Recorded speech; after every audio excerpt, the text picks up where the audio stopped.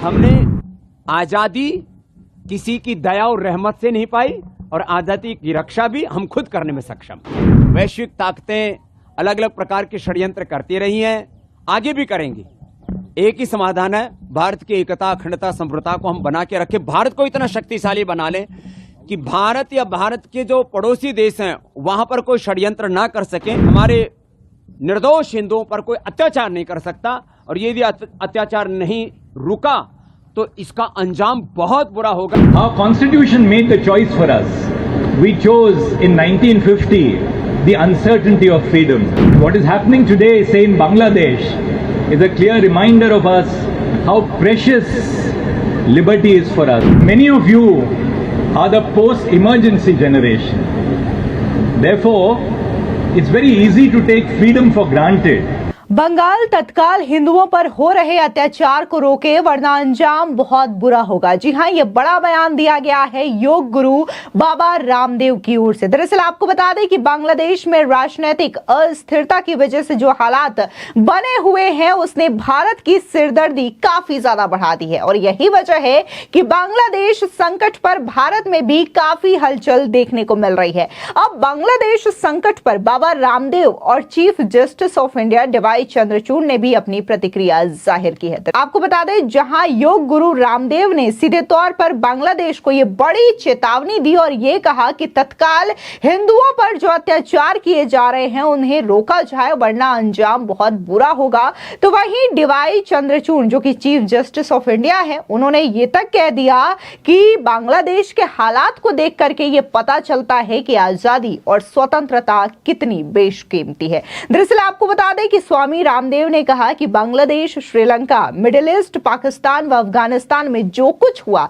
ये वैश्विक ताकतों का षड्यंत्र है। इसके लिए आवश्यक है कि भारत की एकता, अखंडता और संप्रभुता को बनाकर रखा जाए। उन्होंने कहा कि बांग्लादेश में अल्पसंख्यक हिंदुओं, उनके व्यावसायिक प्रतिष्ठानों तथा मंदिरों पर जो हमले हो रहे हैं वहां की सरकार उन्हें तुरंत रोके, अन्यथा हम राजनीतिक, कूटनीतिक और वैश्विक दृष्टि से इतने सक्षम हैं कि बांग्लादेश के लिए इसका अंजाम बहुत बुरा होगा। सुनिए बाबा रामदेव का ये बयान। भारत की आजादी के लिए भारत के वीर वीरांगनाओं ने अपने प्राण दिए हैं। भारत की एकता, अखंडता, संप्रभुता और भारत की आजादी की रक्षा के लिए भी भारत ने अपना पुरुषार्थ और पराक्रम किया है। हमने आजादी किसी की दया और रहमत से नहीं पाई और आजादी की रक्षा भी हम खुद करने में सक्षम। बांग्लादेश को भारत ने बनाया, भारत में लोगों पे हमला हो रहे हैं और कहा जा रहा है कि अमेरिका ने सब कुछ करवाया वहाँ पे। इस बारे में क्या कहना है जी आपका? देखो, जो बांग्लादेश में हुआ, जो इससे पहले श्रीलंका में हुआ और अलग अलग मिडिल ईस्ट के कुछ देशों में हुआ, इसमें वैश्विक ताकतें अलग अलग प्रकार के षड्यंत्र करती रही हैं, आगे भी करेंगी। एक ही समाधान है, भारत की एकता, अखंडता, संप्रभुता को हम बना के रखें। भारत को इतना शक्तिशाली बना लें कि भारत या भारत के जो पड़ोसी देश हैं वहां पर कोई षड्यंत्र ना कर सकें। और जहां तक बांग्लादेश में हमारे जो अल्पसंख्यक हिंदू भाई हैं उनके ऊपर जो रोज उनकी हत्याएं हो रही हैं, उनके व्यावसायिक प्रतिष्ठानों पर, हमारे मंदिरों पर जो आक्रमण हो रहे हैं, उन आक्रमणों को वहां की सरकार तुरंत रोके, नहीं तो भारत इतना सक्षम है, भारत की सेनाएं इतनी सक्षम हैं।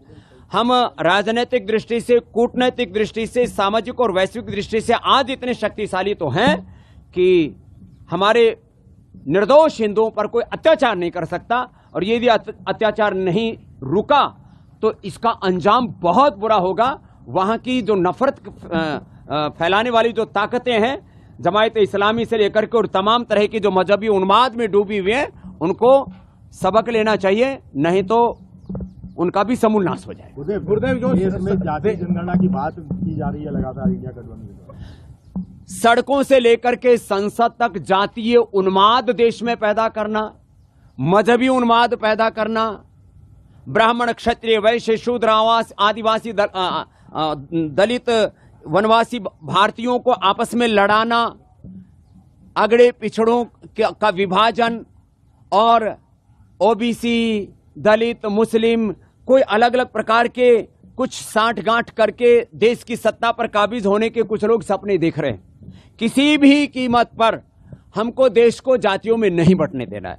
किसी भी कीमत पर देश में मजहबी उन्माद, जातीय उन्माद, भाषावाद, प्रांतवाद और अलग अलग प्रकार के वैचारिक उन्माद और मजहबी उन्मादों से इस देश को बचाना है। इस बार के स्वाधीनता दिवस पर यह सबसे बड़ा संकल्प लेना ही होगा। सरहदों पर जिस तरह से तस्वीरें सामने आ रही है, हमारे उत्तराखंड के भी कैप्टन शहीद हो गए। देखिए, सरहदों की रक्षा के लिए ये शहादत का सिलसिला अभी भी चल रहा है, लेकिन यह किसी भी समर्थ देश के लिए शोभनीय नहीं है। इसलिए हमें ऐसे प्रयत्न तो करने ही पड़ेंगे, हमारे जवानों की कम से कम शहादत हो, और यदि कहीं कोई भी शहादत होती भी है तो एक के बदले 10 का सिर काटने का साहस भारत में है और वो दिखना चाहिए। वहीं दूसरी ओर बात अगर हम chief justice of India DY Chandrachud की करें तो उन्होंने कहा कि बांग्लादेश में जो भी हो रहा है वो हमें ये याद दिलाता है कि आजादी और स्वतंत्रता कितनी बेशकीमती है। इसी के साथ ही chief justice of India DY Chandrachud ने आगे ये भी कहा कि महिलाओं की गरिमा की सुरक्षा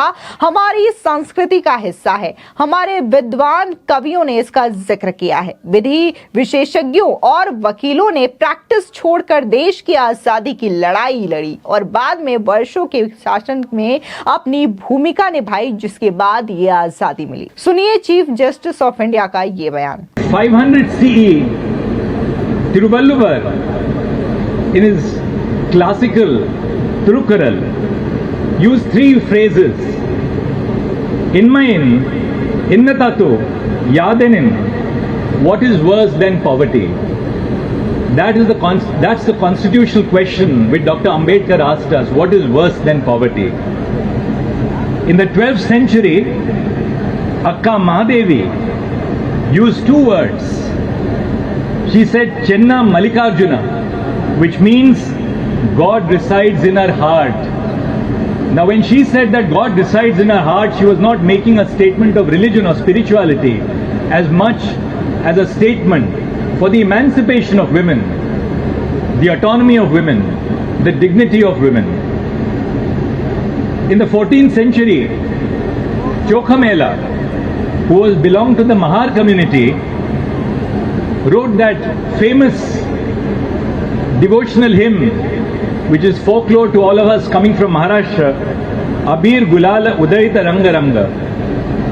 And what he meant by that was, he referred to the deity dancing outside a temple amidst gulal being thrown and saying, please give me at least a glimpse of the deity.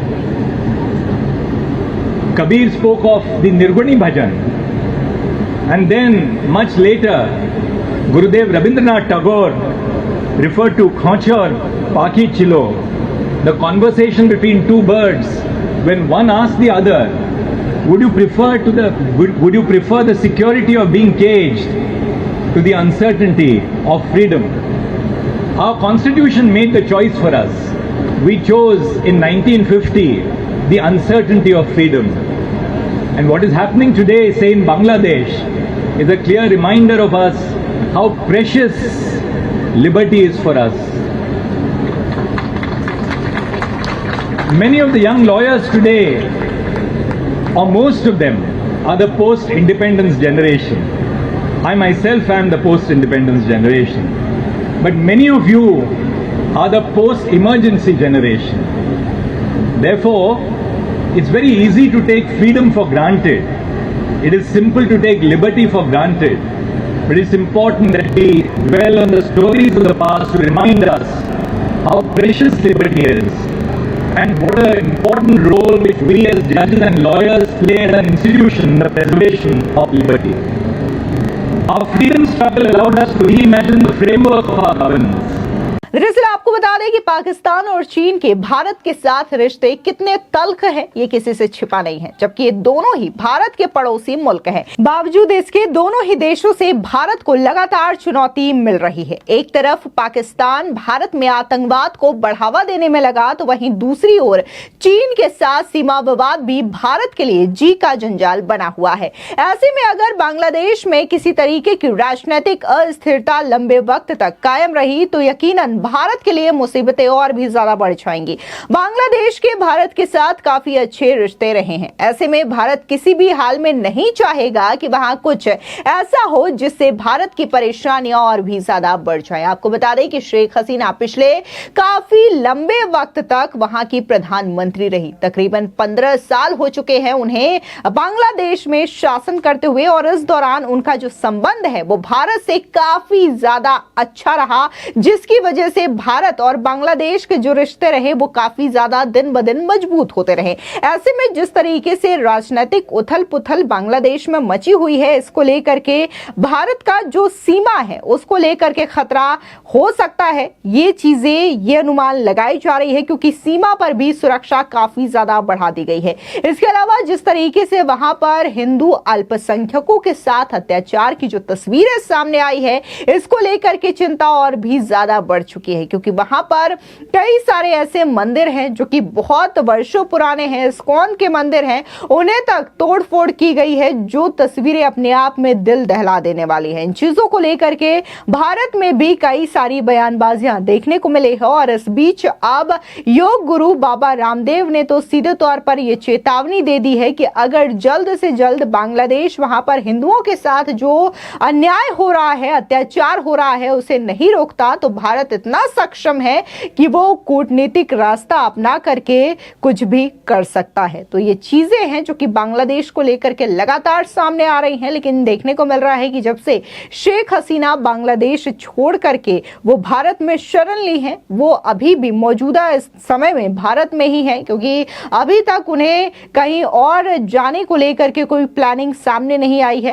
हालांकि शेख हसीना को लेकर के खबर ये सामने आई थी कि वो अमेरिका जा सकती हैं, लेकिन उससे पहले उनका वीजा कैंसिल कर दिया। फिलहाल इस मामले को लेकर के अपडेट नहीं आई है कि शेख हसीना जो है भारत से कहां जाने वाली हैं, लेकिन हाँ, एक इंटरव्यू उनका जरूर सामने आया है जहां पर उन्होंने ये कहा है कि मुल्क वापस वो जरूर लौटेंगे। यानी कि उन्होंने ये मैसेज दिया है कि बांग्लादेश में जो सिचुएशन हो कैसी भी हो, लेकिन शेख हसीना बांग्लादेश के साथ खड़ी हैं और समय पड़ने पर वो अपने वतन वापस लौटेंगी। इस बीच उनके बेटे भी सामने आए थे, जिन्होंने कई सारे खुलासे किए, और उन्होंने ये तक बताया कि कैसे इन तमाम चीजों को लेकर के बाकायदा षड्यंत्र रचा गया, और आज जो बांग्लादेश की स्थिति है उसको लेकर के उनकी मां यानी कि शेख हसीना काफी ज्यादा परेशान है, क्योंकि पिछले लंबे समय तक शेख हसीना ने वहां पर शासन किया और बांग्लादेश की जो तरक्की हुई उसमें शेख हसीना का बहुत बड़ा योगदान है, और ऐसे में उन्हें अपने ही देश में इस तरीके का विरोध झेलना उन्हें दुखी कर चुका है। फिलहाल इस पूरे मामले को लेकर के आपकी क्या राय है,